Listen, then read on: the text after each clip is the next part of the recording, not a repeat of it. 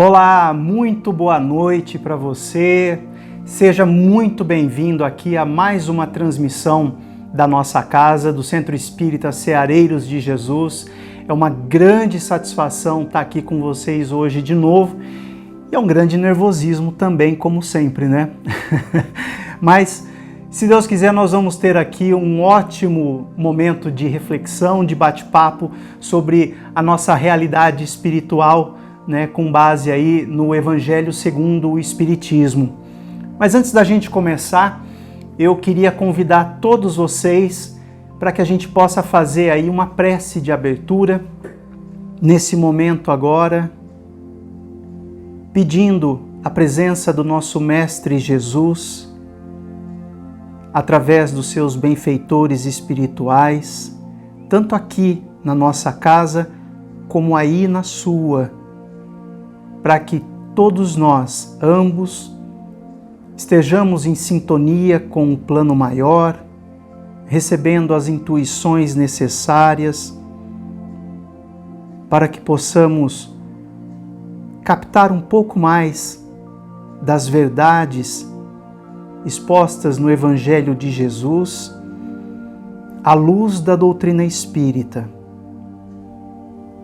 Que ao final do nosso encontro de hoje, possamos nós estarmos um pouco mais preparados para vivenciar aquilo que Jesus nos deixou como o seu maior legado. Que a nossa reunião espiritual se dê com a melhor das circunstâncias, com paz no coração e que possamos aproveitar o máximo possível. Que assim seja. Ainda que eu falasse a língua dos homens e falasse a língua dos anjos, sem amor eu nada seria. Olha, vocês me perdoem, né, pela falta de afinação, pela falta de ritmo e de fôlego, mas eu não podia começar o nosso bate-papo de hoje sem fazer aí, né, essa introdução com essa música que eu tenho certeza todos vocês aí conhecem, né, Monte Castelo, cantada e interpretada pelo saudoso Renato Russo e que foi inspirada na primeira epístola de Paulo aos Coríntios, né? E que onde Paulo, né, traz aí uma reflexão sobre a necessidade de nós termos caridade, né? E as nuances também envolvidas aí nessa questão. Bom, mas antes da gente falar sobre caridade e a necessidade dela, eu preciso dizer para vocês que originalmente Paulo se utilizou do termo ágape para se referir, né, a um sentimento tanto de Deus para com a humanidade, quanto de homem para homem, do ponto de vista humano, que seria um amor pleno, incondicional. Então, ágape seria o amor pleno de Deus para nós e também de nós para o nosso semelhante. E só quando esse termo foi traduzido do grego para o latim é que então ele recebeu um sinônimo, caritas, né? Que daí então originou a palavra caridade aqui no nosso português.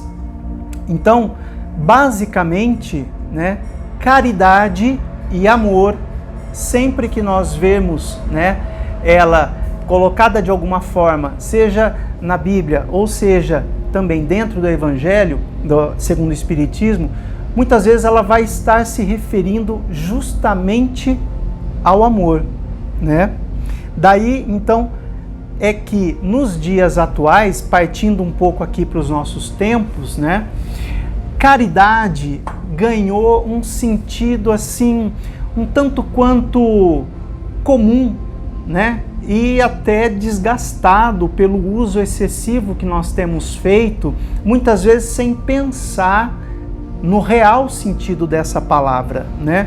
A palavra caridade está quase que banalizada no nosso dia a dia, né? E é interessante nesse momento a gente então entrar em contato com o olhar de Paulo, né, de São Paulo ou Paulo de Tarso, sobre esse tema, porque isso, né, nesse momento, sobre isso, o Paulo ele vai questionar, né, a validade de muitas qualidades que, em sã consciência, nenhum de nós hesitaria em afirmar que sim, né, elas são de grande valor e ainda mais, né, muitas delas importantíssimas para todo aquele que queira cumprir os seus deveres para com Deus. Mas será mesmo que falar todas as línguas humanas, ou ainda, né, como disse a música, falar a língua dos anjos, ser capaz de se comunicar com todos os homens e todas as culturas, né, seria suficiente? Será que seria suficiente nós sermos capazes de tudo ver e tudo saber, de conhecer os mais profundos mistérios do mundo e do universo? Seria suficiente ter uma fé robusta e inabalável, daquelas que movem montanhas, né, assim como disse Jesus? Ou ainda, né, seria suficiente nós distribuirmos tudo que nos houvesse aqui na nossa posse para aqueles mais necessitados, ou, né, para matar a fome daqueles mais pobres ou miseráveis, antes mesmo que a gente pudesse fechar os olhos para esse mundo aqui e partir para o plano espiritual? Qual que seria o valor disso tudo, né? Qual que seria a real serventia disso tudo sem caridade? É isso que Paulo coloca, né, questiona na sua epístola aos Coríntios. E esse questionamento do Paulo, né, inicialmente nos causa estranheza de fato, porque ela vai de encontro a atitudes e posturas íntimas nossas que todos nós entendemos e compreendemos como sendo realmente positivas e até louváveis, né? Mas então, por que o Paulo condicionou tudo isso à caridade? Ora, nos parece, né, que não é exatamente um condicionamento que Paulo está colocando aí, né, com relação a fazer uma coisa, mas ter caridade na hora de fazer essa coisa. Não é só isso, né? Na verdade, Paulo estaria fazendo uma expansão daquilo que se compreende por caridade, né? Ele dilata o sentido daquilo que a gente possa fazer em benefício do outro. E ainda, né, ele desdobra isso dentro do nosso dia a dia. É também, né, relativo o que ele faz ao sentimento que nos motiva nestas atitudes, né, do dia a dia. E não apenas o ato mecânico, formal, né, de doar algo ou fazer algo em benefício de uma outra pessoa, de um outro alguém. Não é senso de obrigação, né? É, na verdade, sentir, pensar e agir sempre em vista, né? Sempre tendo em vista o bem que nós podemos fazer ao nosso próximo. É quando a gente pega a máscara que a gente vai colocar para sair para a rua, por exemplo, e a gente sabe que a gente está fazendo aquilo para se proteger, evidentemente, mas é quando a gente sabe também que esse ato de usar a máscara está me ajudando a proteger uma outra pessoa, ou várias outras pessoas, na verdade. Então, é esse sentimento que Paulo quer evocar quando ele diz que é preciso ter caridade nos atos, muitas vezes cotidianos, e que a gente encara, né, aqueles outros onde a gente encara eles realmente com uma superioridade, né, de postura, de atitude. E assim, então, Paulo ele vai descrever, né, ele vai listar quase um conjunto de atitudes que seriam derivadas, né, um produto da caridade.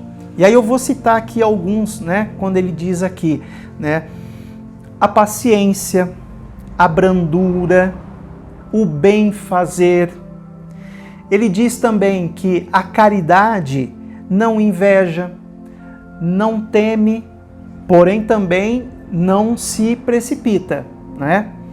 Não se orgulha, não desdenha, não se agasta, não azeda, né? Não tem azedume, não suspeita mal, ou seja, não pensa mal do outro, não se alegra com a injustiça, mas sim com a verdade.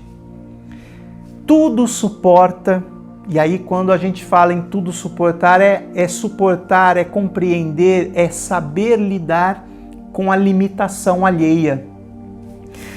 Tudo crê porque tem convicção em Deus. Tudo espera, mas é claro que não é aquele esperar de braços cruzados, né? É aquele esperar de esperança, né? Do verbo esperançar, como diz o nosso caro Cortella, né? Mas é aquele esperar de quem age, né? Dentro daquilo que lhe cabe, para que se concretize aquelas suas aspirações. E tudo sofre, né? Mas o tudo sofre aqui, na verdade, é sofrer aquilo que não se pode evitar, né? Aí nós nos resignamos. Essa é a grande questão. Então, baseado nessa pequena lista, que está, na verdade, muito longe de ser, né, o resumo ali total daquilo que a gente deve fazer, pelo contrário, ela é só um ponto de partida, é possível que a gente perceba, né, que ele indica, de fato, uma necessidade da gente aprimorar, né, as nossas qualidades íntimas, né? É um chamado para um aprimoramento íntimo, de fortalecimento das nossas virtudes, mas também da semeadura e do cultivo das virtudes que nós ainda não temos, né? E é claro, como eu disse, o bom sentimento que motiva, né, o ato de exercitar essas virtudes, essas qualidades e essa postura aqui que ele colocou aqui, né, que eu disse para vocês agora, né, a paciência, a brandura, o bem-fazer, né, a humildade, a doçura, a afabilidade, né, a alegria com a justiça, com a verdade, né, a indignação com a injustiça e por aí vai. Então tudo isso são qualidades, virtudes íntimas que a gente precisa aprimorar, aquelas que a gente já tem, e cultivar, semear e cultivar aquelas que a gente ainda não tem. E segundo Paulo, a caridade, né, estaria, olha só que coisa, né? Ela estaria inclusive acima da própria fé e da própria esperança. Isso porque, né, vejam, a caridade, desse ponto de vista que o Paulo coloca, ela na verdade, ela está ao alcance de qualquer um para ser feita. E ela não depende da nossa crença particular, né? Você pode ser gentil com qualquer pessoa, independente da sua religião. Você pode ser brando com qualquer um, sem necessariamente ser dessa ou daquela religião. Você pode ser humilde, né? Você pode ficar feliz com a verdade, com a justiça, independente de você ter religião A, B ou C. Você pode até ser ateu. Você pode ser um homem de bem, que aliás é um tema tratado por Kardec também, né, no Evangelho segundo o Espiritismo, onde ali não necessariamente o homem de bem é aquele que congrega, que que aderiu à religião A, B ou C, mas tem todo um conjunto ali de características que definem esse homem de bem, né?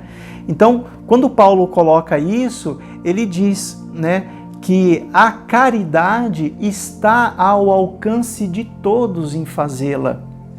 Por isso, né, é que ela não depende de crença alguma, né? Dá para todo mundo fazer. E acreditem, tá?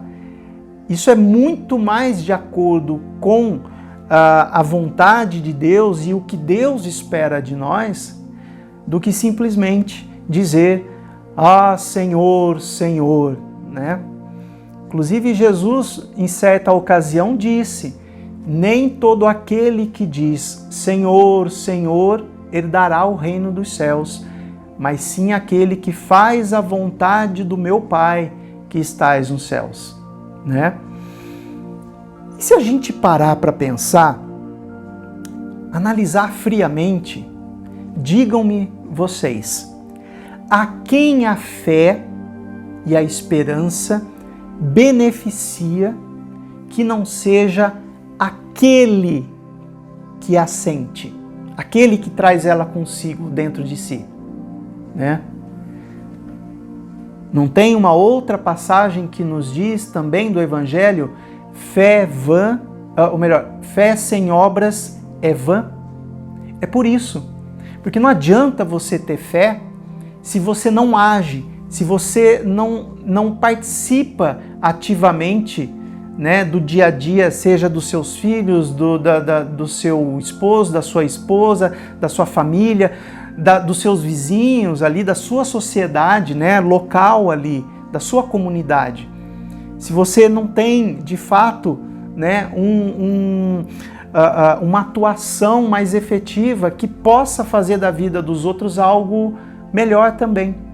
Então, por isso que Paulo coloca a caridade como sendo superior ao próprio sentimento de fé e de esperança, porque ela sim é capaz de alterar uma realidade com base nas atitudes que ela vai suscitar naquele que a faz. Quantos homens de fé, né, a gente não vê por aí, devotos, né, de dias melhores, que não se acomodam aí apenas na satisfação dos seus interesses particulares, sem olhar para o lado, né? Aquele famoso, cada um com seus problemas. Por isso a necessidade da caridade. Tem uma passagem, né, que é contada no livro Semeador de Estrelas, pelo Divaldo, onde Francisco de Assis estaria construindo a igreja dele lá, e aí ele ouve uma voz dizer, né, construa a minha igreja. E ele estranha. Novamente a voz, construa a minha igreja. E aquilo, né, vira uma pulga atrás da orelha dele. Ele fala, mas meu Deus, né, eu estou construindo a igreja, por que essa voz está me pedindo para construir a igreja? E aí a voz repete, construa a minha igreja. E então, né, pensando um pouco mais, com um pouco mais de cuidado, com um pouco mais de interesse e profundidade, ele olha para os lados e aí ele percebe quantas pessoas havia próximas dele ali, com necessidades, passando fome, sem um teto para morar, né? Passando ali as mais variadas privações. Ali ele entendeu o que era construir a igreja. Então, caridade é pensar no outro, né, é considerar sempre as minhas atitudes, né, como elas afetam o bem-estar do meu próximo. E como que eu posso, né, atuar para tornar, né, a vida aí do meu semelhante, ao menos no que tange ali o raio de ação né, que me é próprio, que me é possível, uma vida melhor. Tem uma colocação da irmã Benedita, né, um espírito, também conhecida como Mãe Benedita, no livro A Dama da Caridade, onde ela diz, né, que muitos males não se apresentam de imediato, ou muitas vezes não são tão claros de se observar. E dá para nós a sensação de que está tudo bem, né? E que por isso, segundo ela, nós acabamos perseverando nos nossos excessos, nos alimentamos, né? Alimentamos o nosso egoísmo e adiamos ainda, né, o exercício de amor ao próximo. Aí vamos lá, amor, ágape, caridade, né? Então nós acabamos adiando a nossa caridade para com o próximo. Mas por que a gente precisa ser caridoso? Né? Porque aparentemente parece ser apenas um dever, né? Por que a gente precisa ser caridoso? Né? Por que a gente precisa pensar e agir, né, tendo em vista sempre o nosso semelhante? Porque isso está diretamente ligado com a felicidade que nós um dia queremos alcançar, né? Aquela felicidade plena que nos está reservada segundo o Espiritismo e que é, segundo os Espíritos,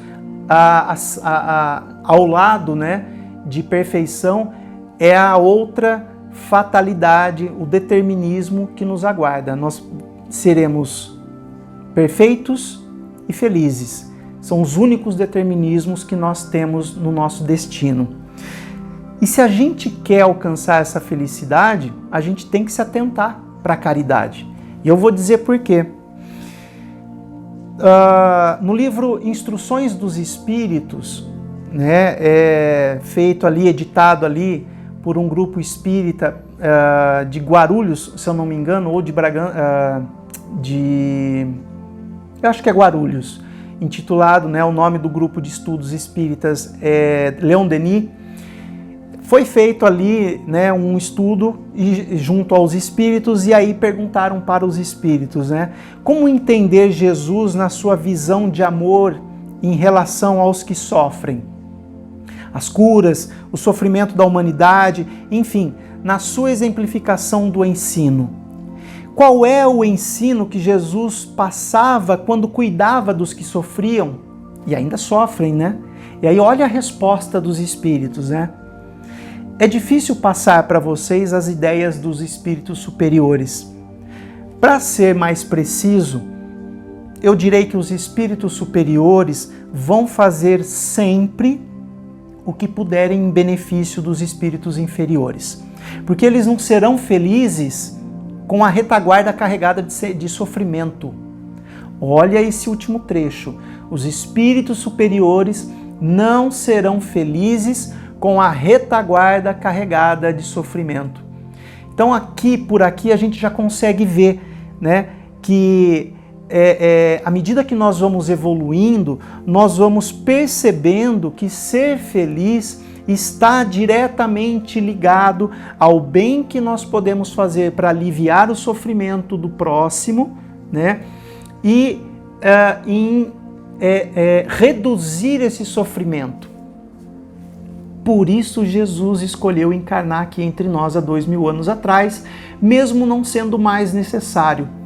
Não faz sentido, é inconcebível que um espírito puro superior não se compadeça com espíritos inferiores ainda na estrada, na senda evolutiva, passando pelos mais variados sofrimentos e não faça nada. Porque eu já alcancei o meu ponto o meu objetivo, agora é a vez deles. Isso seria egoísmo, não seria? Seria desdém pelo sofrimento alheio, não seria? Olha, estava lá em Paulo, hein? A caridade não desdenha o sofrimento alheio, né? Então, é essa consciência que vai nos garantir um papel ativo, né, para a construção daquele tão falado mundo de regeneração, principalmente agora em época de pandemia, onde, né, muitos ventilam por aí que isso seria o prenúncio, um preparativo para a chegada do mundo de regeneração, mas o fato é que esse mundo que está em construção e não é de hoje, tá? Para nosso governo, Kardec fala disso lá na Gênese, quando ele fala da marcha do progresso, né? Esse mundo, né, não vai vir de forma gratuita. Só vem à base, né, às custas de um trabalho coletivo de edificação. E a gente só vai ser digno de habitar esse mundo se nós tivermos feito parte desse processo, né, cumprindo aí esse pequeno papel, né, mas que é fundamental aí para o nosso bem-estar e para o bem-estar da sociedade em geral. Então, meus amigos, eu queria dizer para vocês, né, eu queria encerrar esse nosso bate-papo, essa nossa reflexão de hoje, convidando a todos nós para sermos mais solidários, né?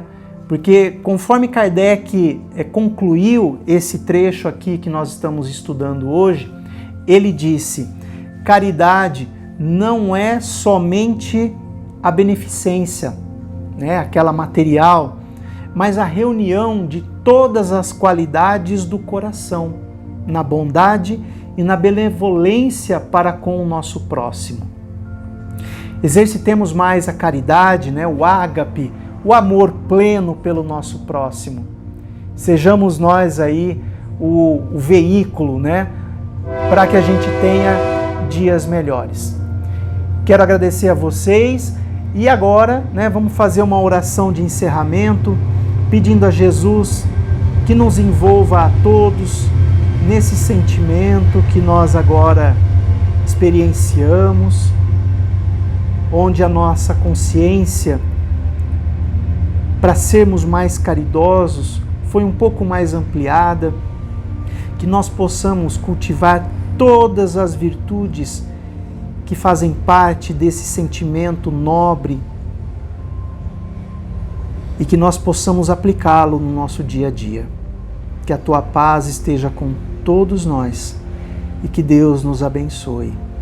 Que assim seja.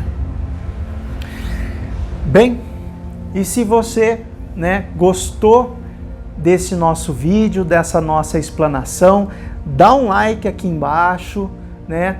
E também inscreva-se no nosso canal, ative o sininho para receber aí as notificações de novos conteúdos.